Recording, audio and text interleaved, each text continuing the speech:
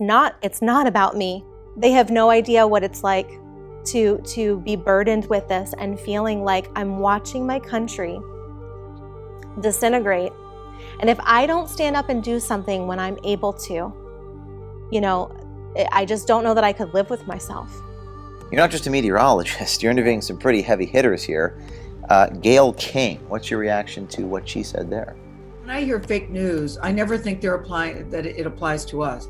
I just think that it's a shame because over the last couple of months, I've seen personally that there have been stories that CBS has run that were proven to be fake.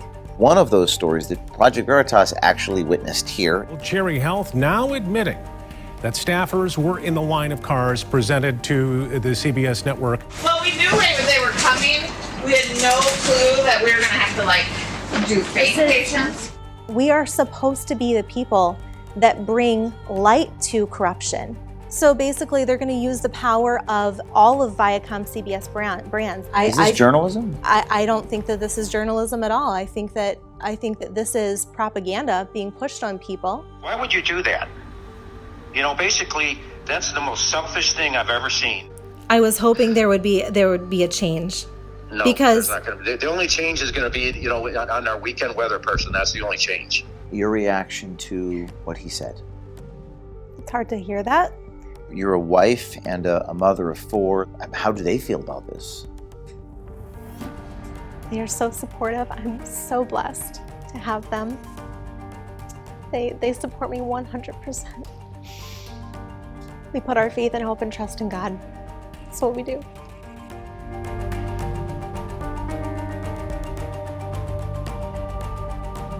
So you're going to go on there and say that, and you think that they're going to say, oh, you know what, she's right. We're going to go ahead and change those now because she said it on the air. You really thought that. The only change is going to be, on our weekend weather person. That's the only change.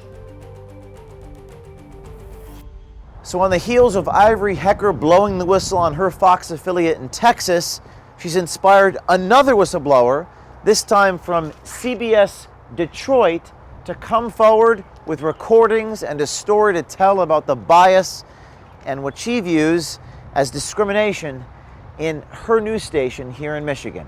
April Moss, I'm a meteorologist, but I'm also a multimedia journalist. So sometimes I was a fill-in host for Community Connect, which airs on the CW morning show on Saturdays. You said on the air that you were going to come forward to talk about discrimination.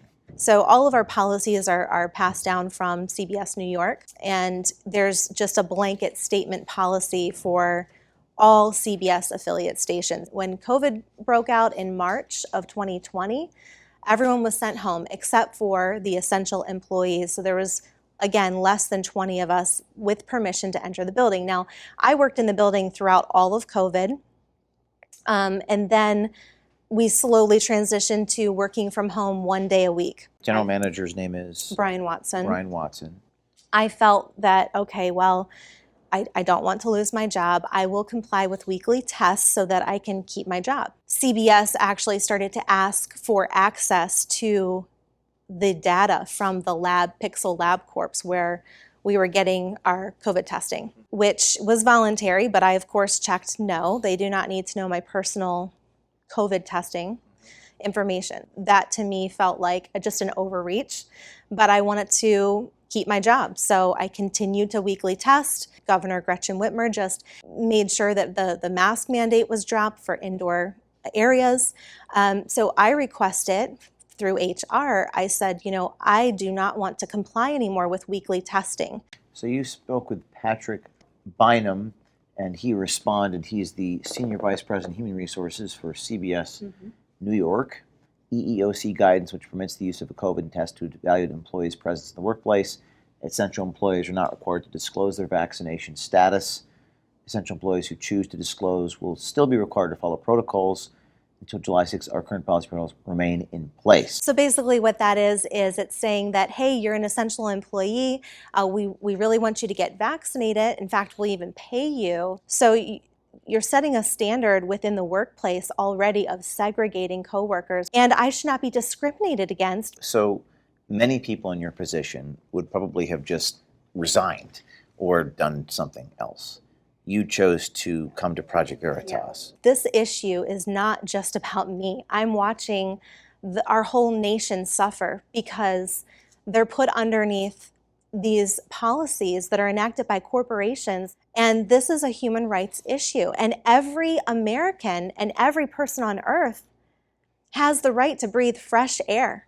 And to segregate somebody is completely inhumane. So it's that segregation of the employees at CBS that is what you are speaking up against. Right, and as an on-air personality, it's very obvious to the viewers, wow, she's never in the studio. She's always at her house working People from home. know, based upon the fact that you're home, Yeah. what your vaccine status might be. And everybody at work, oh wow, April's not allowed in the building. And I that could guess be it's construed because- as a medical information about you. Right. It's an unfortunate thing, James, but it's not just happening to me, it's happening all across the world. And I really felt like I had gone through all of the correct channels within our organization to try to amend this to no avail. Can you tell me a little about what I'm looking at here? So these are emails that come through from corporate. We are using the power of our brands to encourage viewers to get the vaccine. This is CBS corporate. Yes, Viacom CBS. Vaccine hesitancy. We've seen this term before with Facebook whistleblower. Right. Tell me about what that means. So basically, they're going to use the power of all of Viacom CBS brands. It's huge. It's a huge conglomeration. But one example that they're showing here is MTV and Comedy Central Brazil teamed up with Facebook and Instagram to launch an important social media campaign. Is this news?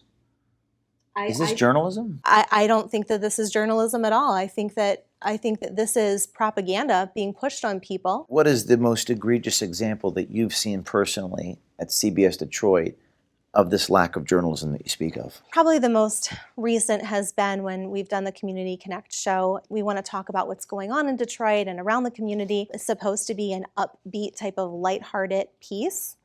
But over the last year, we've had some political figures. As I've watched some of those interviews, it made me a little bit sad because the people are recognizing that elected officials are not making decisions in the people's best interest. And as a journalist, I feel responsible to be able to bring these questions to light. The most recent was when I interviewed Dr. Khaldun. She was a major critical person in the vaccine rollout here in Detroit.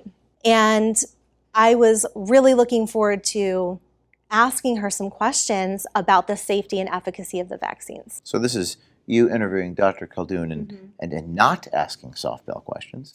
Can you just clarify really quick about you said they prevent hospitalizations, but we know that there have been many studies showing that people have been hospitalized after the vaccination. What do you mean by that? Absolutely. So when you look at the clinical trials, and all of them are different. So it's really important that you can't just put all the clinical trials for all 3 vaccines into one and make assumptions. But in every trial, what they showed was that there is high efficacy when it comes to people who received the vaccine and whether or not they had COVID-19 related symptoms, hospitalizations, or deaths. I think it's also really important that people understand there are some people who have had reactions after a vaccine, but those reactions are not necessarily directly related to the vaccine. This is a brand new medical product that's being released. And I understand that, it was important. We need to get our economy back up and running. This was a good thing, right?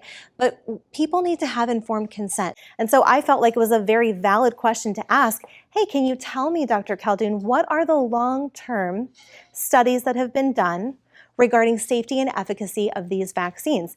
I was trying to ask some more pointed questions, and I really wanted to find out because she basically said early in the segment that nobody had adverse reactions, and I knew that was false. So I was trying to have her clarify that for me. And as I was speaking, my producer in my ear was saying, move on to the next question. Really? Did not want me to talk about. What was that producer's name? If you're uncomfortable saying it, it's okay. So the person at the station was telling you to move on from this line of questioning because they, in your opinion or from your perspective, they didn't want you to talk about this. Right, but this was almost like you're not allowed to ask real questions about the vaccine. Just ask her who inspires her and those types of things. And I felt like as a journalist, there's no way I can have somebody who has the knowledge that she has regarding vaccines and is talking about them and showing how she's already demonstrated that she's gotten one. And it would have been careless of me as a journalist not to ask those questions. So then there was a phone call later after this was taped, and that producer asked me, I was really surprised when you asked that question, when you threw that question in, because that wasn't in the approved questions to ask her. This tape from Gayle King. She's national CBS. Mm-hmm. Gayle King, co-host CBS This Morning. Let's take a look at this. In today's day and age where it seems like the methodology of journalism is under attack right now. You have a lot of voices out there saying there's fake news. How do you encourage those people watching today to stay objective in their journalism, to be able to bring people truth? Well, when I hear fake news, I never think that it applies to us. So I don't find myself, oh my God, they called us fake news, because I think they're not talking about us at CBS. Mm-hmm. You're not just a meteorologist. You're interviewing some pretty heavy hitters here. Gayle King, what's your reaction to what she said there?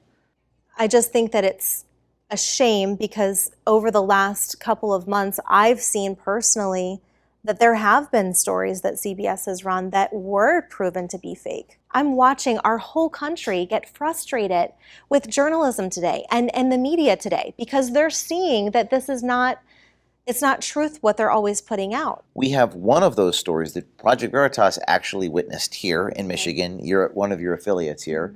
This was B-roll this was not a real COVID testing site. You're telling me you're 100% certain that CBS News Corporation, National, staged a fake event. They faked the news, they faked the reality, and broadcasted that to all of their audience last Friday on CBS This Morning. 100%, absolutely. Apparently, the news crew wanted more people in the line because they knew it was scheduled. Well, we knew they were coming.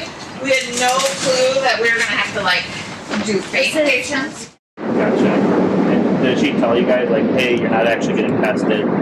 Yeah. Yeah, she did. Just was just to make it look busy for the news. They also can't expand testing because of recent staffing cuts. Cherry Health has laid off about 25% of our staff. Wow. And at a time like this. Exactly. The governor says she may further open the economy region by region if the data shows it's safe. Now, putting Michigan back to work won't make up for the roughly $3 billion the state estimates it'll lose because of the pandemic. It always seems to go back to the testing. Thank you very much. That was Adriana Diaz reporting. They were staging the news, and you're telling really everyone right now that these sorts of events and the events that you've seen have encouraged you to go public as opposed to simply resigning. Now, we're going to reach out to your team for comment, but some might say, or even they might say, well, you went off script. There was an approved thing, you didn't do it. That's not your role at CW. When they say those sorts of statements, what's your response to them? I have to listen to my conscience, and I have to listen to what I know is best for the people. And so I understand, and I'm very grateful for being employed by CBS for 9 years. I'm very grateful for the opportunity that it has given me. But there comes a time where you have to take a stand for something, and you have to say, I owe the public, it's a duty as a journalist, I owe them to ask some real questions about the safety and efficacy, especially because I knew that they were going to begin to encourage women and children. You claim CBS is not just biased in the reporting, but they're also extremely selective with who they allow to have on their platform, a voice on their platform. He said to me, well, this isn't a political show, April. This is, just Community Connect. This is supposed to be light. And my response back was, well, I understand it might not be a political show, but we have political figures on here. If you're going to have political figures on your show, then you owe it to the public to ask some real questions because the public is watching and they're not happy. Speaking of political figures, the issue involving Candace Owens, I think it was, and then but also Governor Whitmer. Could you explain that dynamic at local CBS here in Detroit? Yeah. So basically, when I knew that I was hosting this show for International Women's Month, I was basically asked, "Hey, give us your feedback on who would you like to have on the show? Give us some ideas." So one of the people that I mentioned was, "Oh, it would be amazing to have Candace Owens. I'd love to interview her, and she is somebody that I admire and respect." And the response that came back was, "Well, she's too political. We're not going to have her on." But instead, they had Dr. Khaldun on. So it's one of those things where I feel like you can't say that Candace Owens is too political, but somebody who's in charge of the vaccine rollout under Whitmer's organization is not political. And not ask tough questions of these political officials. Right. My big concern in all of this, by not standing up, James, and just walking away and saying, okay, I do know that there are people within our organization who definitely know that CBS has a slant, and it slants more to the left. And, anybody who's awake right now knows that. And this is why I feel like we're in the problematic time in our country's history that we're at, is that no longer is true journalism being executed anymore. And you see that day to day. I feel like it is one of the greatest crimes really in history right now, because if we are shaping the American public's mind, then we need to be seeking truth. And every single journalist who goes to school for journalism, the number one thing is integrity, honesty, seeking truth. We are supposed to be the people that bring light to corruption and subjects. And if we're seeing elected officials and other people in power and they're not getting questioned, that's a problem, or they're getting easy questions asked to them. And so I feel like the media is responsible. I'm not the only one this is affecting, and I realize that I could be somebody who could be able to hopefully affect change for others. And that has been my biggest heart's cry. It's not about me. They have no idea what it's like to be burdened with this and feeling like I'm watching my country disintegrate. And if I don't stand up and do something when I'm able to, I just don't know that I could live with myself. That's why you're doing this. Yeah. I have a phone call here from this man who called you today. And yeah. Why would you do that? Basically, that's the most selfish thing I've ever seen in 36 years working there, without even a close second. Because you don't give a crap about anybody else, and like if you get terminated, which you might, and then the burden is going to place on other people, you couldn't care less. It's just all about April Moss. I mean, I'm going to recommend that you get terminated. I'm going to recommend that. I'm not going to stand up for you. Because that was as blatant as anything I've ever seen. I was hoping there would be a change. No, because not going to be. The only change is going to be, on our weekend weather person. That's the only change. It's hard, it's hard to hear that, because I never would intentionally try to hurt somebody. Anybody who knows me knows that. And I really do like my boss. I think he's one of the best. This man right here. I do. You like him. You respect him. I do. And he fought for me really hard with corporate. And he agreed with me. And as much as I don't want to hurt anybody, I also see the whole world hurting right now. I see the whole world hurting. And frankly, I was out of options. I had gone through every channel to try to do things the right way. I went through HR all the way up to New York to no avail. Yes. So, really, I had no other choice. A choiceless choice. That's what we've heard. Most people don't do what you do. Most people just don't choose this path. But you're choosing it. Yeah. You're a wife and a mother of 4. How do they feel about this?